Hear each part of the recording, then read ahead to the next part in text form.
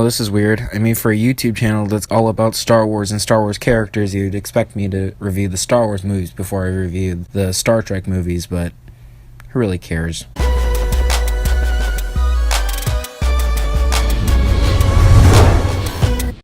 Star Trek 2009 is a good movie, but it doesn't really go that far outside of just being a decent movie. Star Trek 2009 is about James Tiberius Kirk becoming the captain we all know and love today. When Kirk was born, he was born on a ship that his dad was piloting while they were being attacked by aliens. Luckily, him and his mom evacuated, and his dad kamikazed the plane into the alien ship. Fast forward a few years, and Kirk is just really reckless, and he's out banging space chicks and drinking all day, and just a party animal, until one day Captain Pike actually came in from Starfleet Enterprise and talks to him about joining. Kirk eventually gives in and joins Starfleet Enterprise. On the last test that he has to take to become a captain, it's supposed to be unbeatable, but of course Kirk wins because he cheats.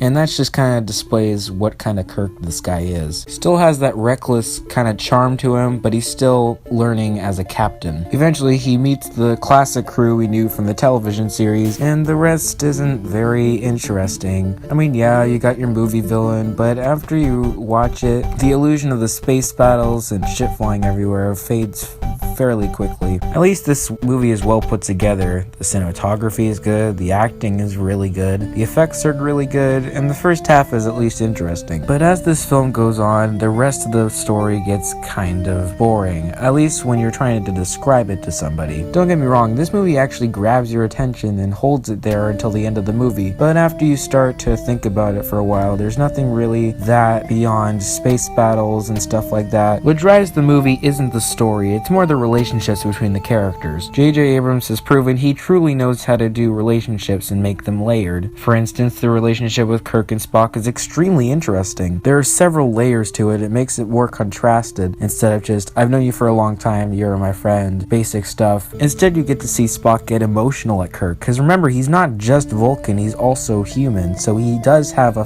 few emotions or human feelings instead of just him being serious and logical all the time. I mean, Spock straight up just lashes out at Kirk when he mentions his mom and after his mom died. It's just really emotional and you actually feel his pain, but at the same time, you're thinking, dude, just chill out. Overall, this movie is pretty good. It's just the story's a little bit weak, and it's not as good as I wanted it to be, but I'll give it a B+.